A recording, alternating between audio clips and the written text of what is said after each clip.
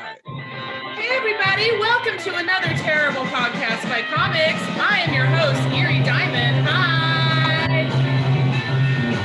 And our guests are comedian Terry Dorsey. Say hi, Terry Dorsey. Okay. Hi, Terry Dorsey.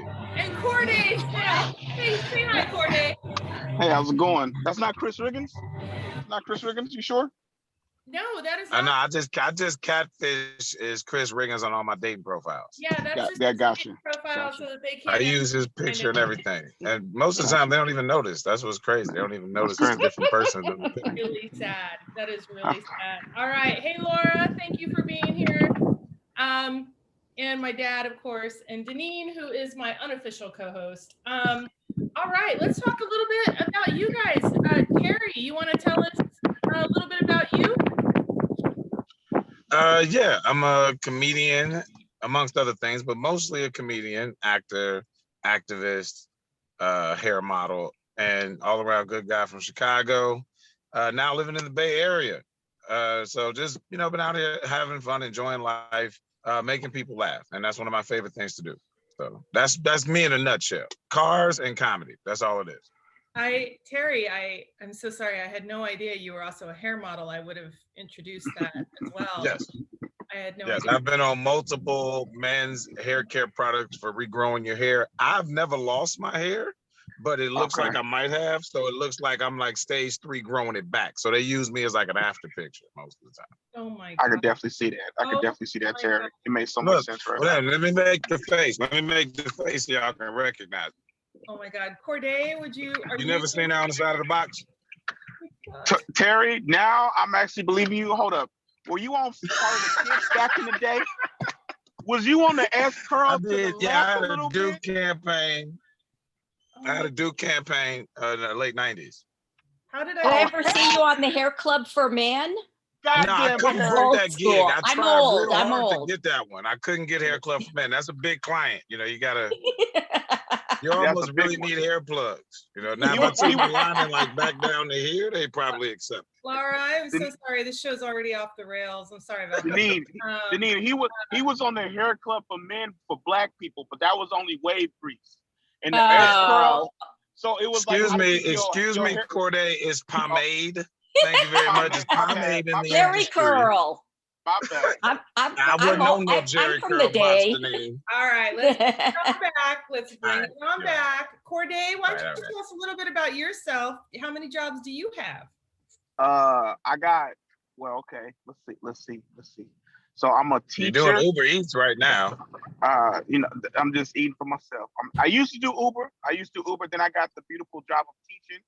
That way I don't have to drive as much. I argue with a ton of people on Facebook about how LeBron James sucks, and then also I try to keep the trolls down on anything racial. Black Lives Matter terrorist group. I'm like, but what about KKK? They was like, they're the same. I'm like, no, we not. It's not. We're not even on the same level. We talking about it. Also, comedian extraordinaire, stand-up comedian. Been doing it in the Bay and was doing it down in Santa Barbara. And I actually had a show earlier this week in Pismo Beach, which was lovely, by the way. It was super lovely. Get to it, but let me walk out. All right. Is somebody ordering a fillet of fish? Yeah, something. They ordering something. No, I think so. Let's see. Okay, so I want to. So first of all, I want to talk to Terry. Tell us a little bit about comedy. Like, what do you like about it? What are you in it for? I'm in it for the attention. It's only for the attention for 100 people to be dead silent and listening to me. There is no bigger drug in the world than attention. But no, honestly, with me and comedy, the attention is addictive, and I do like that. But no, I'm really in it because I love it. I love the feeling of laughter, not just the sound of laughter.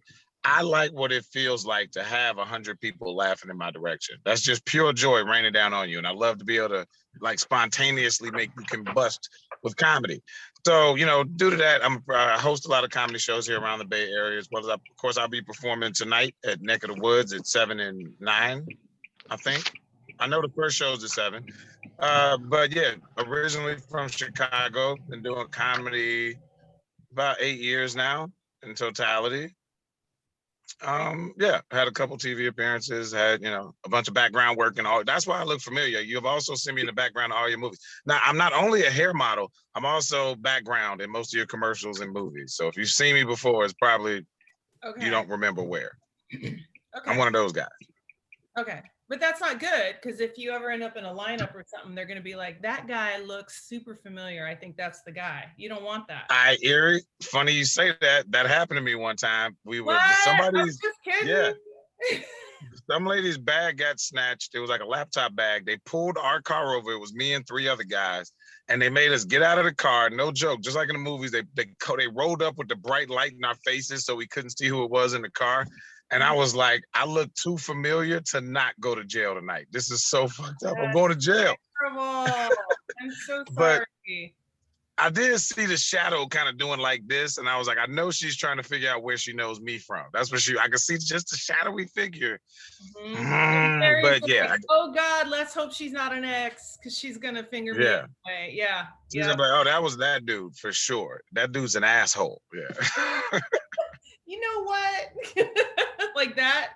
It's not the guy who has my bag, but you know what? He does owe me. Something like that. Something along those lines.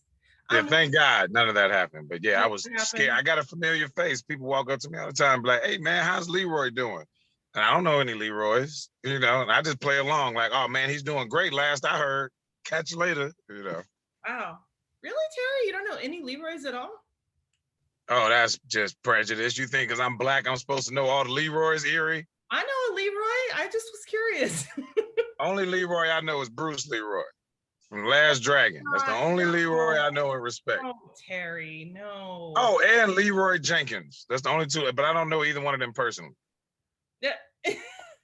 Bad Leroy Jones? No, bad Leroy. Leroy Brown. That's Leroy Brown. Yeah. Leroy Brown. Corde, question for you. Do you know any Leroys? Yes, I do know a Leroy. He played on my football team when I went to junior college in Contra Costa, but he was from San Ramon. So I don't know if he counts because he was from a great high school, drove an expensive ass truck, and then had to commute way over to the ghetto. So I don't know if that Leroy is good enough, but I do know Leroy Jenkins, who Terry mentioned. I feel like that's the Leroy that we all black people know. If we don't know an actual one. Yeah, Leroy Jenkins, legendary. I don't know where he's from, but I know he's legendary. Everybody knows Leroy Jenkins. It's not even Jenkins, it's Jenkins. It's like you spell it with an E, but you pronounce it with like A, like Jenkins. Jenkins. J-A-N-K. Jenkins. It's like it's lowercase J, capital A-N, K. Jenkins.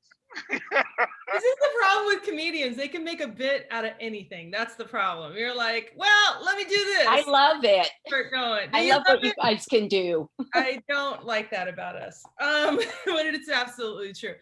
Corde, tell me a little bit about comedy. Why you're in it? What do you like about it? So literally, I've been thinking about this for like the last month. The real reason that I've realized that comedy took over the passion that I once had for football. I literally started my first time trying comedy was like my last season in football, and then replaced the same feeling that I got on the field as I did on the stage. So in the long term, I feel like that took over. It went from one passion to another. So I kind of want to be successful in comedy, in the comedy world, comedic acting, and all those kind of sorts. Plus, I don't get hit on stage, which is great, because you don't feel sore after stage. You're a little bit tired, but you're not sore from like beating up a man or being hit by a man, So yeah, it's a great feeling. Yeah. Like I've been beat up by an audience before. Have you been beat up by? I've been beat up by an audience, but not physically. I've definitely been beat up by an audience. Beat up in my head, yeah. But I do agree with you guys. There is an addictive quality about being on stage and having that good stage thing happen where it's just you're rolling and it's great, and you get off stage and you're just like, oh, like feeling strong now. It's like crazy. That feeling is like the fucking best. Corde and I did a show Three Disciples show. I don't know if you've ever done it, Terry. Oh yeah, that's the fun show. Oh my God, great fucking audience. And everybody killed except for the headliner. What? And I got off stage and Corde had already done his set, and I get off stage and he just goes, right? This audience, and we hugged, and it was like, like there's just nothing better. Like, and when you've had a great set and you're just like, I'm a fucking rock star. Yeah, I remember. Yeah, man. It's like a great set is the equivalent to great sex. Like when you're finished, even if you don't smoke a cigarette, you're like, yeah, I killed that shit though. Yeah, you know what I mean? Yeah, I remember I fucking killed one night at Tommy T's when I first started, and I was like, you know what? I'm gonna go get an agent. This is it. Network special next. That's the next thing that's happening. And a week later, I just fucking bombed so hard. I went, oh, gotta start over. I gotta throw all this material away. See, that's the beauty of comedy, man. It's the balance. That happened to me on my first night ever, Eerie. I went out to a comedy club, first time going on stage. And first show, I did so good. I was freestyling. I had my material. I didn't want to get off. They didn't want me to get off. I was like, I'm a comedian now. First set, you know what I mean? I'm a comic. And then they were like, dude, you did so good on the 8 o'clock show. You want to stick around for the 10 o'clock? And now I'm cocky. I'm like, yeah, sure, I'll stick around for you guys. You want me to go up on the next one? Sure, I'll go up on the 10 o'clock show. Well, at that time, I didn't know it's a big difference between the 8 o'clock crowd and the 10 o'clock crowd. That 10 o'clock crowd beat my ass. You hear me? And they did it with silence. You know what I mean? They was like, we don't want to boo because we think you could be funny, but we're absolutely not going to give you any pity laughs for those terrible jokes, bro. Exactly. It's Chicago. Can I tell they you? play different. Oh, Chicago's tough too. Can I just tell you, Terry, that show we were on, that Corde and I were on, the headliner was from LA, and he bombed so hard that he got an applause break, but it wasn't from anything he said. It was from somebody in the audience was heckling him, and it was so funny that they actually gave an applause break to the heckler. That's how bad it was. Yeah, that's a bad day at work. That is a bad day at work, man. And he had the fucking balls. Corde, am I wrong? He had the fucking balls to sell merch outside.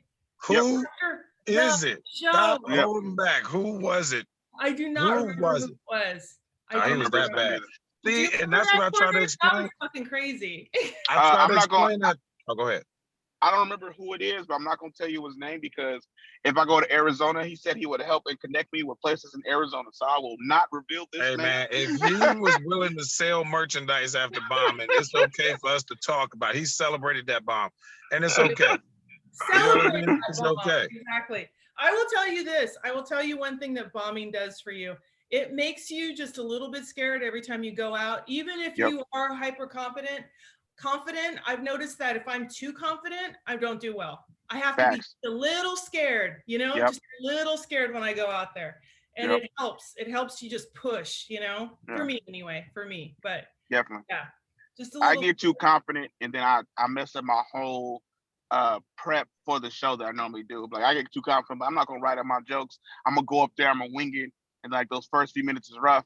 And I was like, what the fuck? I'm like, stick to the routine. Stick to the damn routine, kind of because what could have been like coming out the gates fresh, fly, and like on track, you stumbling instead of what normally how I come out the gate. Because I'm a very I think a lot kind of a thing. So I have to write it out to give me myself a script, even though I do the jokes over and over, but I might want to add some other jokes I remember from the day before and stuff like that. And it's just muscle memory, It's like stretching before a game. But I ain't gonna stretch. I'm doing good. I've been balling, and then all of a sudden you pull your hamstring. You should have fucking stretched. I should have fucking stretched. I shouldn't have took this lightly. That's what it kind of is. Yeah. How about you, Terry? Do you have anything you do before you get on stage? Cocaine. Okay, good. That's a lot. Not a lot though. See, it's all about moderation. You know what I mean? Once, and then you go on the stage and it's magic, Okay. All right, that's good. Hi, Jason. Nah, man, I don't even know what cocaine smell like. No, I'm just joking. I don't even know what cocaine smell like, I swear. Listen. Now, before I go on stage, really it's just, it doesn't have a smell? No, well, we know Corde knows. Yeah. I'm only done it. But no, before I go on stage, It's literally, but I only done it twice. And in what period of time, Corde? I only did it This twice was in a week. I've never done it more than twice in a weekend. No, I did it once when me and my homies went to a bachelor party in the Dominican Republic, and we was at a strip club, so it was mandatory. And another time, we did it at that same homie's wedding. We did it at the wedding, so I could stay up because it's So like basically, you up. you got one homie that always got the cocaine, is what you tell me. Basically, yeah. So You guys exactly. both did it, but you didn't inhale. You Oh, no, I didn't inhaled that shit. inhale. I inhaled that shit. I inhaled that shit. You can't. Yeah, you're gonna be in hell. You keep using that shit, okay? It's I only Sunday, did- that's why I only did and I don't want twice. to talk about drug abuse. True. My bad. No, I'm just joking. Before a show, mostly I just need to just zone out for a second, just clear my mind of all the rest of the thoughts in the world, realize I'm about to go to work. And for me, no matter what I feel, no matter how I do, is when I grab that microphone or when I step onto the stage, it either hits me or it doesn't. Like I literally have to wash away everything else and just let the comedy come through. Whether it be, you know, scanning the crowd to freestyle or picking what jokes I want to do. I might have an idea of my lineup before I go up, but that does change depending on how those jokes hit. So I like to talk to the audience, which is something they tell you not to do in comedy, but I like to really engage on a personal level with the audience. So if I feel like it's not going the right way, I might jump into something else. So I just need to have a couple things ready to go before I get up there, enough to fill the time, and then I fill the room out once I'm on stage. Yeah, that sounds right. That sounds good. You guys, I don't know. I'm just trying to think of what it's my big thing is I listen to this song called Gay Bar. I don't know if you've heard of it. It's by the Electric Six. And it gets me in a really pumped. Jason, it kind of sounds like your look on your face like you had heard that song before. It's one of my Not my face. I freaking love. I probably listened to it before you, honey. I love that song. It's a great song, and it's Electric Six. Electric Six. It gets me Detroit. And it's like one of the songs that gets me really pumped, and then I can go out and do it. I love you even more now. Eerie.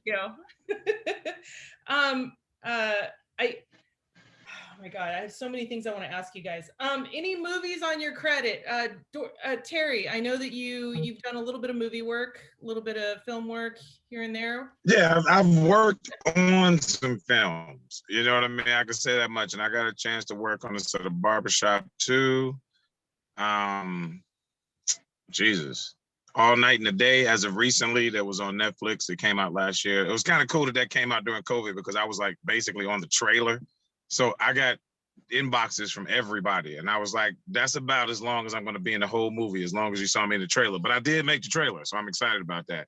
There was more there, but all I made was the trailer. So I was happy with that. That's one great step for Media Man Time. But yeah, I got to do that. Also, I was on BET's Comic View. I was on Jamie Foxx's Laugh-A-Palooza. And I've, of course, done a bunch of background in as a Murder in the First. I got a chance to work on that set as well, and Deion Cole's Black Box. So I've had some fun since I've been here. Oh my God, I love Cole. I love Deion Cole. Deion's one of the best. I love him so much. Absolutely amazing. I think he's absolutely cool. The coolest guy. Corde, anything yet? Any film work yet? I just did one scene. I was in Couples Retreat, so I'm like Faison Love stunt double. So when Faison Love got naked, and there's like a meme of him where he's naked, like his ass cracked. That's me. That's live. Me. That was not you, Corde. Live. That's me. Live, Corde. I'm looking it up tonight. I am looking it up tonight. That's somebody's me. ass double? Is that what's happening? That's me. So you telling me you the dun-dun-duns, man? That's what you're saying right now? Good. I'm the dun-dun-duns, all that. It was weird because you had to be like warm. You had to be warm, but it was cold as hell on set. So I had like just a robe. I didn't even get an outfit. I just had a robe. So it wasn't it was weird because they had put makeup on my ass because they had to make sure it was like the right color. So yeah, that was me. So what you explain to me, your ass is more famous than your face right now. Well, it's like my ass and stomach because everybody, it was like ass, stomach, and then Vince Vaughn, he was like, "Is his dick out right now?" And it was like, "Yep." He's like, "Well, now it's a party," and then that's it. That's it. Okay, I have so many questions. First of all, were you wearing anything? A sock? Anything? Well, they told me afterwards I could have wore one. I thought it would, they said full naked. I was okay. They were supposed to be authentic. That's artistic. Yeah, he about the Yeah, integrity. I he was being respect that. he was being authentic. I think that's Yeah. great. I think that's Yeah. great. Yeah, I respect that.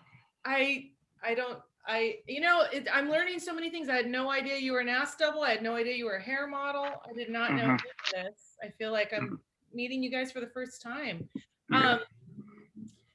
So tell me, how is it being a man in comedy? It's really hard, Eerie, to be honest with you. Oh, really? You know, a lot of people just don't understand the male struggle in the comedy industry. Okay, listen, I've heard the other side, and they're like, you know, it's a male-dominated field. But what you guys don't realize about that means I'm competing with millions of men. Do you know, as of right now, I am the 500,000th most famous person in the world? I looked it up. There are 500,000 people ahead of me, okay? I need to do a lot more work. And it's harder for me to jump the line because there's more people there. So for men, it is very competitive for men too. You know what I mean? And it is hard to kind of be an individual when all men think the same. So it's very hard to, you know, kind of craft something and portray something to be different. It really comes down to your character. So it's about developing the character as a man. It's like how many apple pies can you eat before they all just taste like apple pie? Wow. That's what it's like being a male comedian. You've heard us all be funny before. It's like, but yeah, I put cinnamon in mine. They was like, so did somebody else. I put almonds in mine. Done before. So yeah, women to me get a louder voice right now. Right now, the comedy movement is a woman's movement right now. It's so many strong female voices coming out of comedy. And I'm not upset about it. I'm not jealous about it. We need more of you so we can even out the playing field so I can stand out more. That's really what I'm about. I'm supporting you so you can help support me. Absolutely. I got no problem with guy comedians. And I do have a problem with, you know, there's people that are like, oh, women aren't funny. That's the thing that pisses me off. I only get booked because I'm a woman, which, you know, being a woman has never been something where I'm like, yay, I'm going to get that job faster. It's true. Like people want to have a woman on their lineup to make it different. But you know, that doesn't necessarily mean I'm going to get anything extra, you know? I don't know. Yeah. Corde, how are you feeling? Are you having the same struggle as Terry with? Same struggle indeed. Yeah. But the funny thing about what you said, you know how they say when women ain't funny, I feel like they never finished that sentence because a lot of men ain't funny out there too. That's what they never say. They never say some people, you know, big facts. Yeah, that, you know, like I'm like, yo, they're like, women ain't funny. I'm like, well, you ain't that funny, man. But I go, you know, so like example, the headliner we performed with, bomb, right? So it's always super funny how we immediately blame women on stuff not being funny and things like that. When you literally can go up and see ton of men bombing out there for years. For years. And then they be like, and then you try to give me advice, like, hey, maybe you should switch it up and do it. Like, nah, I got it. It was the crowd. I'm like, yo, I've performed on a lot of shows, man. All these crowds ain't terrible, man. You to switch something up. You know, you need to do a little different kind of a thing, you know, which is like use some different words in a different order about a different subject. Yeah, exactly. About a different. So don't do that joke anymore at all. Yeah. I want to say one thing about that, what you just said, Corde. There is nothing worse than when it's like, oh, it was the crowd. It's never the crowd. It's always you. And that's the way I feel too. Even if the crowd actually does suck, I'm supposed to work that crowd. I'm supposed to pick them up. And if I don't do it, I didn't do my job. Exactly. And I have worked in front. Terry, you were there. I did the punchline one night. I remember 3 different people went up. Oh my God. I'm mad you brought that up. Well, that was horrible. Not for you, just for everybody. But I actually was the first one to have a set where everybody actually kind of broke them, which was awesome because I was like, oh, great. If those guys all went up and didn't do well, I'm going to eat so much shit. And I happened to have the combination that they were looking for, or they had just been silent for so long, they were dying to laugh. And I had a great fucking set, and I was so elated by that because that was What's crazy is I was talking so much shit about the crowd that night. I was like, you know, I'm really glad Ron's not going to put me up tonight And I don't know if he heard that or what, but as I'm getting ready, shaking hands, saying goodbye, he was like, give me 7 minutes up next. And I was like, what the fuck?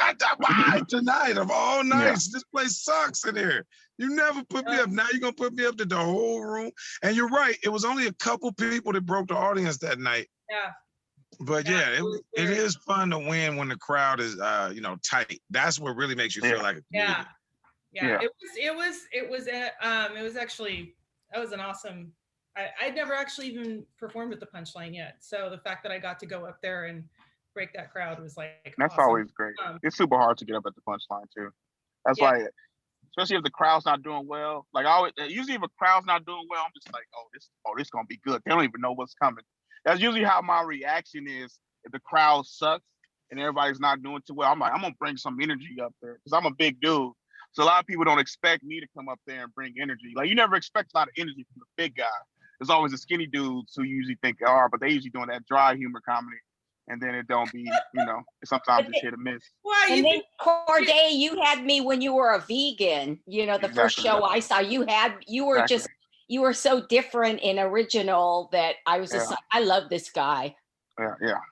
So that actually brings me to my next question. How is it being Black in comedy? Have you noticed that is anything? Is that anything? And let me give you a reference. This is the whitest thing anyone's ever asked. No, probably not. It's probably can I touch your hair? That's probably the whitest thing anyone's ever said. No, but the reason I say that is I was at San Diego. I was in a San Diego comedy competition, and this guy, I was talking to him, and he was talking about, he was very a very cerebral kind of a comedian, a lot of long wordplay and stuff.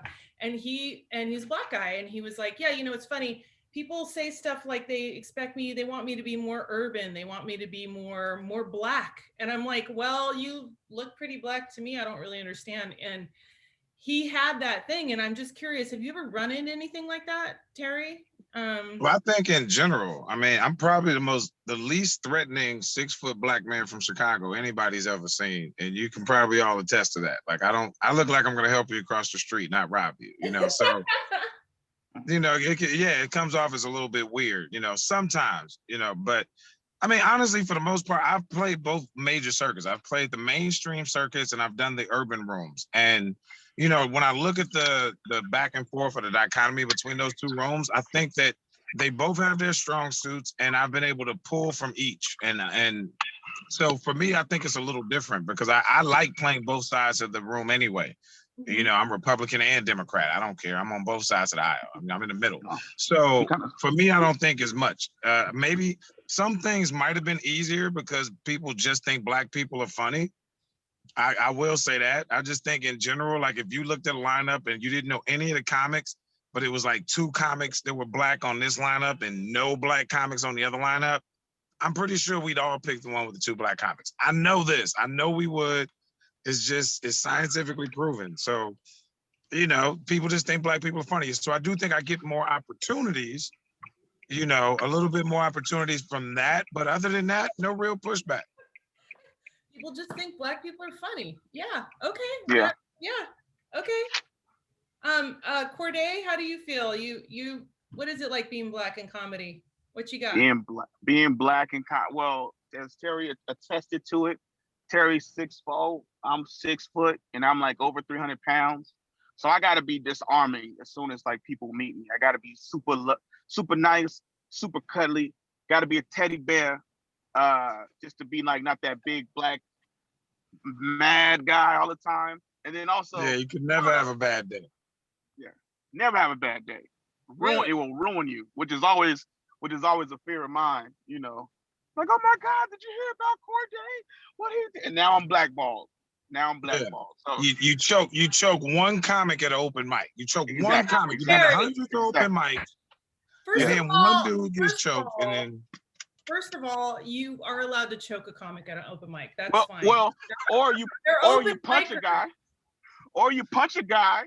at an open mic, and it gets caught and recorded, and then now you blackballed, and everybody and all these people talk about he's a menace to the Bay Area comedy community. Remember that? Yeah, but they don't talk about how many people you didn't punch. Exactly. You know what I mean? There's so many other people that needed to get punched. Yeah. Right in the face, and you didn't punch them. So yeah. Thank you. You know, what is it? Sorry. A one strike rule on punching comics in the face? Yeah. And then also, oh my God, go ahead. No, I was just going to say, I almost punched a guy. He was hosting at Tommy T's, and he brought me up as this next comedian. I don't know if she's funny, but I really want to fuck her. Yeah. And I almost punched him. Yeah, I almost fucking punched. However, it's okay because I talked so much shit about him when he got off the stage. Got to. That the whole audience, as he was walking off, were like, ah! They were like pointing and laughing. So but yeah. I mean, anyway, but I mean, wrong time to shoot your shot, buddy. Yeah, exactly.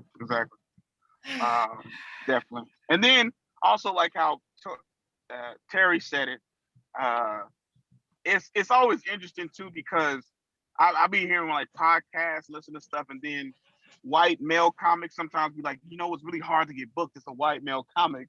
And I'm just like, if you don't open up your damn eyes, man, and look at a fucking lineup, like Eerie, like how you said, sometimes you're only booked because you're a woman. Like sometimes that don't even happen for a black male. They'll put a woman up.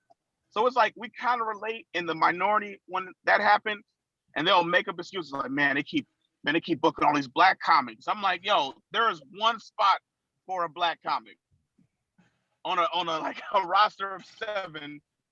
So I need a black comic. Yeah, I gotta so say, a black 1 to comic 2 up. spots. Now I need a female. Yeah. I need a female up. Yeah, 1 or 2 spots. But then because they didn't get those 1 or 2 spots, they're thinking, oh man, they only booking black comics. Like that ain't the case, man. We a lot of ways that you think black people taking over.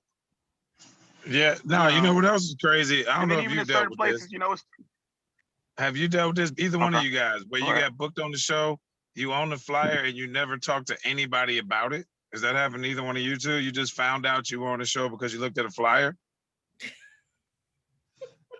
I think it happens because they know black people aren't that organized, and it was like, I probably did say yes to this show. So they were like ghost booking me, and I was like, I have no communication. Really? Yeah, that's happened to me about 3 or 4 times. I just showed up to the show like, I guess I was supposed to be here. I looked at it on Facebook. Oh my God. Oh my God, that's hilarious. That's happened at least 3 times. The worst thing that's happened to me is a fellow comic said that I headlined Sally Tomatoes, and they said the only reason that happened was because you're a woman. And I was like, they don't just let you headline a big venue because they need to make sure they have one woman headline every once in a while. I was like, exactly. I think you might have to actually be a little bit funny, motherfucker. That's basically what I said. But yeah. But I don't know about you're absolutely right. There's a lot of white comedians, hoodie wearing white men comedians that are complaining right now, you guys. Apparently we are taking all of their spots. I had no idea. They're gonna start building walls soon. There's gonna be walls and red lines. All that. As soon as white men start talking about job taking, walls get raked. Oh my God. It's gonna be a wall around the building all around the comedy clubs. Yeah. Oh my God. Well, no question. God. Oh my God. So yeah, so being black in comedy. Have you so Corde, he popped out for a second. Corde, I don't know if you heard me earlier, but has anyone ever said anything about, because your comedy isn't very whatever, you don't urban. Yeah, I mean, urban. You talk about urban. You talk about like your regular life. I'm a vegan and this and that, and you're a little bit more unconventional of a man. So, have you ever had anybody that's like, why aren't you more urban or whatever that even means? I don't know, but yeah, I've had especially why are you because it's always a fear when it comes to black comedians that they gonna try to sell out for a white artist. And I'm just like, well, I just gotta be true to myself because I'm not a hood guy. I was vegan at one point. Like I remember my cousin kept saying, you need to be more hood. You need to do more black shows. I'm like, first off, you know some black shows I can get on? She's like, but you need to be more hood. I was like, I'm not hood.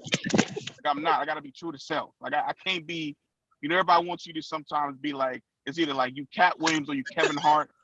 You know, I'm like, I'm just being myself. You know, I'm just being myself. But yeah, because it's people always want you to act a certain way or be a certain style and things like that. When the best style you could be is yourself, your authentic self. Because if you always 100%. chasing what everybody tell you to be, then you never gonna actually be yourself. You're gonna be having this fake character of yourself up there and have these fake jokes because they don't put the time in with you to write these jokes. They're not trying to go to the shows with you like that. They ain't working on your crowd work or nothing. So yeah, there's it has happened to me. People have said it, or sometimes people are like, yo, I heard you do the same jokes. I'm like, well, you've been to 5 of my shows, but like, you gotta ask, like, how long ago was this last show you went to? Because if you went to 3 or 4 of my shows, and like within a week, well, yeah, I might be doing the same shows. But my crowd work is different, you know. Because I can't switch up a whole entire set within 2 days. Like I could do it, but then I gotta be conscious of the fact that, oh, because you saw the jokes I did yesterday, I gotta do a whole new set. And I'm just like, maybe I'm working, you know, you might be working on some jokes. You want to get tightly tuned and things like that. So yeah. Well, Corde, he just wants you to be doing a different show for him. So yeah, exactly. When you see him anytime you see him in the audience, you need to think back to what you did last time and change the whole thing for him. Exactly. Nah, fuck that dude. I'm gonna go see somebody else then. Exactly. That guy. We said it. We used to buy DVDs of comedians to watch the jokes over and over again. People have become so like, I need new now. I need instant now. I don't like this dresser. Yeah. I'm gonna buy one on Amazon. It'll be here tomorrow. I need a new couch. I need a new boyfriend. I need a new girlfriend. I'm gonna open up an app. I get a new this. I need a new outfit. That's the problem. We're so we don't value anything anymore. Yeah. You know what I mean? It takes us a long time to craft these bits. And if you listen to my joke, that I might be doing the same joke from last year, but I bet you it's different. Yeah. Or you combined it. It might have evolved. Or Exactly. Remixed it with COVID so, and things like that. Yeah, exactly. So, you know, there's levels to it. And I mean, I get it. Some people do trip on that. They're like, oh man, I heard you do those jokes before. I was like, oh damn, next time you see me, you might hear the same thing. I don't know what to tell you, you know. But because, you know, every big headliner we know, they do the same jokes in every city all year. And then they go and first they record those jokes and then they put them on TV or whatever. And then they go on tour with those jokes and maybe 10 minutes more. That's it. And they tour that for 2 years, doing damn near that same set that you already seen them do on TV. They just perfect it and they keep doing the same joke over and over. That's the way the game works. But the difference between comedians and other entertainers is you get to see us all the time. You don't get to see Beyonce at an open mic. Not to say I'm Beyonce, but I'm just saying you never saw Beyonce at any type of open mic. Once they became famous, you only saw the finished product. You didn't see them working that out. And that's what a lot of the people don't understand about these smaller shows that comedians do, is we're building our routines so that when we get to the big stage, we know what works. That's right. Yeah, because then when I do my Netflix special, I want to make sure I don't have that. Also, it's funny too, because, you know, like, a lot of people be asking me why I don't have any videos of my jokes online. And sometimes I'll be like, yo, I'm doing some of these jokes. I'm like, well, you should just put it out online. I'm like, comedy ain't like music. You don't listen to comedy over and over and over and it gets funnier as it goes. That's what happens with music. Jokes get less funny the more you hear them. If you keep telling the same jokes over and over again, or if you see a video of some jokes and then they come back and come to a show and see them. Like, that's why you can't do. You got to hold on to those precious jokes you're working on. You know, that'd be like the only thing. Well, that's social media though. That's What was you gonna say? My suggestion is that you just have a really old video up. Yeah. And that's what I do, and I don't tell. That's what I do too. Yeah, I don't have any. I don't tell any of those anymore, so that works out perfectly. I need to do that. I need to start having I need to try to set up and record 3 old sets of jokes that I ain't done in 2 years, and then just put that out. Fine, here you go. Here goes a little bit or something like that. Apparently, Terry's doing surveillance, and I'm not. Yeah, I wanted to see who was in line. This is the show I'm doing right after this, so I was just taking the time to use my camera to my advantage. Where are you at? Neck of the Woods at 7. That's right, you're at Neck of the Woods. That's right. Yeah. 7 and 9 or something like that. Yeah. 7 and 9. 7 and then some other show after 7. Okay. And then Corde, where's your show at? It's in Berkeley. It's Marcus Howard's show. It's at a coffee shop. I'm around the talking about corner. Marcus with the blue hair? The blue hair Marcus black dude? with the blue hair, yeah. Marcus with the blue hair. That's my dude. I mess with Marcus, man. Marcus funny. Marcus funny as hell, yeah. Shoot, I was supposed to be on that Neck of the Woods show, but because I got asked to host Alameda Comedy Club this weekend, I had to cancel on Stroy. And I was like, yo, can I just do the Sunday show? He was like, nah, man, I want you here for the whole weekend. I was like, all right, brother, we'll plan something out in the future. Yeah, you know he's the Suge Knight. Yeah. The comedy scene. He's the Suge Knight of the Bay Area comedy scene. Yeah, that's absolutely true. That is absolutely true. Neck of the Woods is on Clement Street in San Francisco. Okay. Thank you. Sorry about that. Yeah, so Neck of the Woods on Clement Street, live music and comedy venue. Corde, how long have you been doing comedy for? It'll be 9 years in August. It was actually funny because my first ever set I did, it was in April 2010, but I didn't start counting myself as actually a comedian or start doing comedy until August of 2012. So literally I've probably been doing like 11 years, but I only count myself doing it for 9. So I used to never hit up open mics between the first 2 years I had started. So most of the time it'll be like an open mic and show because the lady who booked it, Kathy McCarthy, is super dope. You know how like me and Dave has that Vinny show, right? Mm-hmm. So the lady who initially who booked the Vinny show got me into comedy because I took the acting course of hers. Because she was like I was super funny because I was roasting everybody as they was coming in. You know Terry, how black people just be roasting people for no damn reason. Just I love it. That's how we say hello. That's how black people. I love it. That is if you see racist. me meet one of my friends I haven't seen in like 10 years, you would think we're about to get into a fight. Exactly. I'm like, who let this ugly, mustard, smelly looking dude in here? Y'all ain't checking IDs and credit scores for y'all. Y'all just letting anybody in it. That's how we say hello when we miss each other as black men. We roast each other. Have you never seen two female comics greet each other? Bitch, ho, what are you doing there? I think, that's true. Y'all worse than we are. That just made everything. Oh, man. Hey, look. You should have seen Ivy and Chelsea and I did a show, and I hosted it, and Ivy featured, and Ivy Cordova, and fucking Chelsea headlined it way up north, and like Fort Bragg, and it was It was a bunch of lumberjacks and stuff, and we fucking killed the fuck out of that show. And when we left, we were all like the three of us walking like out of the building, and I wish like one of us just had like a bomb and just blow the building up behind us. In like unison, That was, but we were like, "What's up, ho? How are you?" It was bad. It was bad. Hey, look, I do want to point this out. I know this has nothing to do with anything, but my girl is in the car and she wanted to clean the windshield. I don't know if y'all can see this or not. It looks like she smeared Vaseline on the inside. I don't know what type of like. Maybe she did. It looks like she smeared straight Vaseline. I was like, is she next to you? You gonna show your girl? Bored. She was like, "This is so boring. I'm gonna clean the windshield and then use." It looked like, I don't know. It's supposed to be a wet wipe, but it looked like baby oil on the windshield. That's because it's got lotion in it. That's why. It's got a little aloe vera in it or something. That's candy. Aloe vera. Okay, so Terry, you gonna show your girl, or you just gonna keep her anonymous like how most brothers do? Like, me and my girl. Why don't you stay out of my business, Corde? First of all. I'm just trying to make sure. I'm just trying to make sure when I go to a show, I don't hit on her. And I'm like, my bad, Terry. I didn't know she was with you. No, that's what I want you to do. That way you can tell me if she actually gave you a number or not. That's what you're supposed to do as a friend. True, brother. You know what I'm saying? You know that's real, ladies. Now y'all know what we do. Okay. We better go holler at her to see what she say, bro. She gonna you her type too. Go say something. You don't think we're each other's men? That's for real. Okay. I was gonna say future plans. What's a big goal for you guys? Terry, you got like big goals? You got big goals? I do have big goals. This year I'm going to be there's a feature film that's being released that I do have a starring role in that is coming out. I can't really speak on it right now, but I'm really excited about that. It's called Candy. I don't want to talk about the plot or anything because that's one of the things that's a giveaway, but it is based in San Francisco.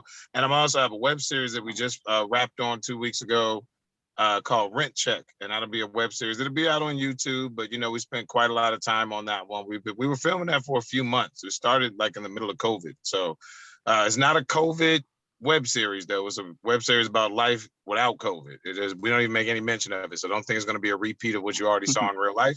But Rent Check, think about it. San Francisco Rent Check is just a web series about really messed up roommates, and I was really proud to be a part of that project. So look out for those two things. So I'm excited for those to come out, so people can help me be more famous. I'm excited. I'm the 500,000 famous entertainer here. 500,000. I'm probably so much further down the list. Like we gotta make them $4.99. $500,000. I've starred in shows. Well, I didn't star, but I've been in shows that you can buy on Amazon. Like I've been in movies that you can buy on Amazon. I've been on TV shows. I've been in a short film that I starred in a short film. Laura's here that her brother wrote and directed that got into. Now, was this a film for short people? Or are you talking about like the length of the film? No, you were in a film with a bunch of little people? I'm 5'7". The film itself was short. The rest of us. Oh, okay. Chris Riggins was in it, huh? Chris Riggins, Eerie Diamond. Dirty Mike. I've seen you in some things, Eerie, and it's beyond me that you have not, like, you've got all the goods, girl. You know probably what happened, Eerie? You and Becca Henry got the same hair and probably close to the same boob size. They was confusing the two of y'all. So she was getting all the this woman's been in this short. Came in and stole the shine, yo. I just want to make sure I have this right. You're saying that all redheads look the same? Yeah, especially dyed red hairs. Yeah, yep. Prejudice, bro. You are prejudiced. That's what white, redheaded, and big boobs. That's like that's like all coming together. I mean, shoot, I get confused with Cedric Drake. I ain't got hair. That's true. I confuse you with Cedric Drake, and I know both of you. Exactly. Harry, so mean. I was no, that's Corde. A chick at the cop at the punchline. She was like, "Well, it was great seeing you again." Hugged me and everything. And she looked in my eyes. So, oh my God, I didn't even thought I was Cedric Drake, didn't you? It's like, oh, I'm sorry. What was your name? No, it's cool. I'm just Cedric 2.0. I'm Cedric Drake. Wow. I'm Cedric Drake. Well, the only and Faison Love. And Faison Love. Exactly. Wow, that's amazing. Faison Love back and Cedric Drake front. You ain't got no personal identity. No personal identity. And then growing up, I looked like Kenan Thompson. So I just look like every chubby celebrity, Then if I was more of a gangster, I probably would have been Rick Ross. Before that, I was Sean Kingston when he was singing "You're Way Too Beautiful Girl." Are you working out a bit right now? I think you're working out a bit. Yeah, it's gonna turn into a bit. Don't lie to me. There is nothing where you guys tell me this. This is one of my biggest pet peeves. Friend of yours, comedian, walks up to you, starts talking to you, and you're all laughing, having a good time, goes up on stage and says the same thing he just said to you. You're like, motherfucker, you were working out a bit on me just now. God damn it. Like, yeah, I hate that. Yeah. I'm sorry, I do that sometimes. It's okay, Corde. It's okay. I forgive you. Well, because literally sometimes I'm actually might have a bit in my head, but usually it's this, right? If it can make other fellow comedians laugh, I'm thinking this might be a good thing to do. Got it. So because sometimes I want my comedy to be like a conversation. So literally most of the time I'm not working on a bit, but then if you tell me that's funny and somebody else tell me that's funny, I should do that. I respect these comedians. I'm like, okay, well maybe I should work on that and turn it into something. But I don't like working bits on Friends though. I really don't. I like to be like it. You know why? I like to actually just have a conversation. You know why you shouldn't do that? Because I've done it before, and when you do it and no one's laughing, you're like, "Well, fuck that bit. That bit's on the trash can." And it turns out, no, it's just because comedians are mean. And I just we don't laugh at anything. Comedians are mean. Comedians are mean. They're mean people. They're like, they're also jealous. They're jealous. They're petty. They're petty. Yep. They're jealous. And I'm not excluding myself, by the way. I know I can be petty and jealous sometimes. And there's nothing worse than looking on Instagram or something. Ooh, look at that pretty girl. And looking on Instagram or something and being like, she wants to be on camera really somebody bad. that you don't think is funny on a bunch of shows, and you're just like, oh, how'd that be? I don't know. You guys get jealous and petty, Terry. I know you get jealous and petty. I am the king of petty. I am King Petty. I love to be petty. Are you King Petty? Yeah. Being petty is good for your soul. You know what I mean? You don't have to be petty all the time, but when you take a good opportunity to just be petty, it warms your heart. You know? It makes you feel good inside. You're like, yeah, I can be a dick, dummy. I just choose to be nice all the rest of the time. Don't bring it out of me. I will have secret enemies. I will have enemy. They don't know they're my enemy, but like, I don't think you're funny and you're getting booked. I get pissed. I'm pissed. Well, we know you don't like Becca Henry because she's stealing all your shine. Oh my God. I actually love Becca Henry. I think she's hilarious. I think she's a force of nature. She goes on there, you can't keep your eyes off of her. The funny thing about it, good news, she just changed her hair to pink. So nobody will ever confuse y'all again. That redhead. I'm just kidding. I love her. I love her too. She's dope. But Corde, do you ever get petty? Come on. All the time. Get jealous. All the time. I mean, you mentioned it.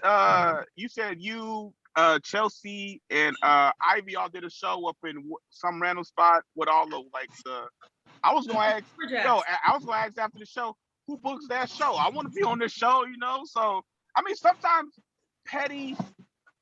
I try not to be petty, because then that's like a negative connotation.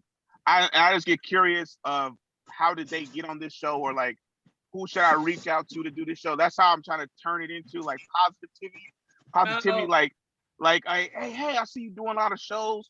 Who books the shows? Who look like you working man, or you working woman? You putting a lot of time out there. Who I contacted possibly get on those shows? I'm trying to turn it into a positive light, because I don't want to be negative. I don't want to be. I can use my negativity in a much other way, but sometimes I feel petty. Like if I see a person, who I get petty with, or I don't like it. I gladly hate on somebody who's hating on somebody else who ain't funny themselves. Like if you won't constantly talk shit about other people and then say this person getting booked, they ain't funny. I will purposely hate on you any chance I get because I don't like you and you ain't funny. That's why you got to keep it to yourself. You got to keep it in. You got to pull it all in and push it, squish it all down. Yeah. And then just let it be like a rock in your stomach. Yeah. And then hopefully you can make a good bit out of that. And there you go. I don't know. Yeah, that'll be the only way I'll be petty. If somebody who constantly is tormenting others, who they aren't funny, but they keep talking about how everybody else ain't funny, I'll be very petty with that person. I'll make like that. I'll do that specifically. Yeah. Corde, there's so much zen about you. There's so much like you're just trying to be like a good zen. It's the vegan. It's the veganism. It's the veganism. I'm vegetarian. It's I'm partially there. I'm still. Well, is that meat and the fact that I'm big and black and I can't be negative. So I got to be positive. I got to be extra positive. Is that what it is? Yeah, and then I'm also just a normal positive person. So when you start thinking negatively, you become negative, and I don't like that. Yeah, I don't want to be one of them all like them older, bitter comics. Hey man, it was back in my day. It was because I didn't do this and that versus everybody else out here. Sucking up to people. I kept it real my whole. I'm like, nah, man, just be nice. I don't want to be that. I do feel that there's a certain amount, there's something that people don't understand. There's a certain amount of professionalism when it comes to comedy, where, absolutely. Don't be a dick. Your reputation means a lot. I know a couple of comics that are really funny, but they're so hard to deal with. Yeah. And their personalities are so shitty that people don't want to book them. And I find that, a certain amount of professionalism really goes a long way. Yes. So, Terry, anything you want to, last thing, I don't want to say last words, Because that sounds like something bad might I happen. know, man. Like, no, I have way more to say, and I hope you guys will come check me out. Right now, I'm trying to crash my Facebook account so I can grow up and never use it again. And I'm only about 20 users away from locking the account. So if you see this now or later, please go follow me on my Facebook page first. Are you Terry or because I'm friends with you on Ask Chris, and are you on Instagram? Because I'll follow. Yeah, I'm on Instagram as well. So it's Terry Dorsey 79 on Instagram. Got it. And on Facebook, just search Terry Dorsey. I'm the one that looks like me. There's gonna be some other ones. Okay, yeah. I wasn't in on the joke, but I love, as an audience member, I just love, and I've said I love comedy, and I just love shows like like this podcast and all you guys, and just I'm a big fan. So well, we're a big fan of you too, because you allow us to be this crazy. So if we didn't have an audience, we wouldn't do this. So thank you so much for helping. And I love my Corde. Yeah, there we go. Deneen is a huge comedy fan, fan. That's what's up. Me too. Corde, any final things you want to say? See, that's listen to my podcast. It's like I have a gun to his head, and I'm like, anything you want to say? Like, the death of Corde. Yeah, listen to my podcast, the Lit podcast. So me and my co-host PX Floral. We probably got to record the episode tomorrow. It drops every Tuesday. You asked Terry what some things he possibly working on. So I was trying to work on I was supposed to drop or work on a comedy album before the pandemic happened, but then I was gonna push it back till after my birthday, and then I was like, some said no, try to shoot it and put it out, or try to have it done by February. Someone was telling me that.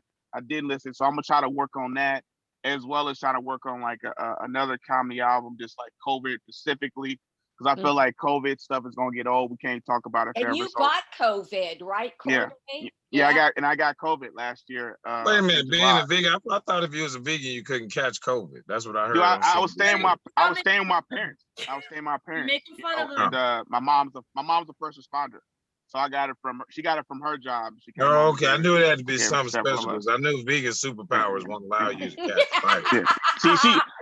See, because she wasn't vegan, right? She wasn't vegan. And then she got it. Was put it in my veganism, right? And then sorry, Corde, my brother's vegan, and he's the only one in the fam that got COVID. Hey, maybe I heard it wrong then, Denise. Maybe if you were vegan, you were more susceptible. Well, I think my mom slipped me some. She put some pork in my non-meat stuff, and that's why it dropped my immune system for a little bit. And that's when COVID came in. You like knock down the barrier just for a half second, and then you go in, and then it goes back up, and now we couldn't get out. So I think that's what happened with me. I think that's what happened. That was definitely what happened. Are you on Instagram too, Corde? I'll find you. Yeah, Corde made your day. Okay, got it. I got you both. Yeah. So that's my spiel. Such a great show. I loved it. Thank you. I would also like to ask one more thing. Is it true that all Black men have a special handshake when they see each other? Is that true? Yeah, a special hand. We got a good handshake. It ain't always special, but sometimes we greet each other with extra love though. We greet each other with extra love.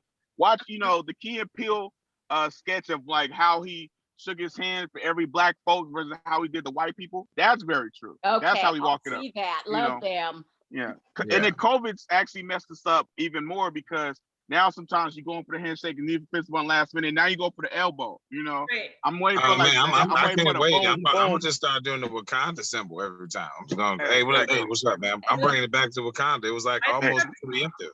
I think it's perfect, actually. I think that's perfect. True. I think I like doing that because it's like giving yourself a little hug. You're like, all right, guys.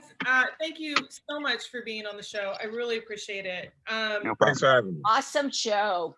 Thank you well, I thought it was time I've had a lot of different kinds of people on here, writers and you've been doing great since you've been on your own. And I thought it was time to hear that, Corde? She was like, I'm gonna have a show with some colored comedians now. Exactly. No. Bring these colored comics on. No, it was just comedians. She has different tokens people from different genres. So it was your time.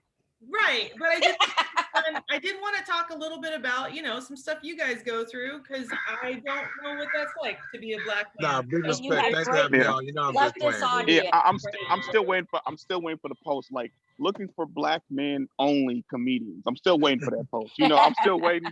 No, I'll be like, by yo. the way, maybe it was just a fantasy to have 2 Black men. All right, thank you very much. Thank you, Terry Dorsey, and thank you so much, Corde. You guys have a great. I'm Eerie Diamond. Thank you so much for joining me. I really appreciate you guys. I'll see you in 2 weeks. Everyone. Bye, guys. Love you guys. Podcast. Bye. Bye, guys. Bye.